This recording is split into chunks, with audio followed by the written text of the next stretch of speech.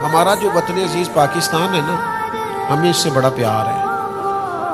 और मैं अक्सर ये बात करता रहता हूँ कि हमारे वतन में ना लोगों का एक अजीब सा माहौल बन गया है कि वो हकीकतों पे नहीं चलते, सोशल मीडिया के प्रोपेगेंडे पे चलते हैं। हर मुल्क की खूबी बयान करेंगे और अपने मुल्क की हमेशा खामियां बयान करेंगे। तो देखो ना, बुनियानुल मरसूस आया तो अल्लाह ताला ने पाकिस्तान को कामयाबियां अता फरमाई।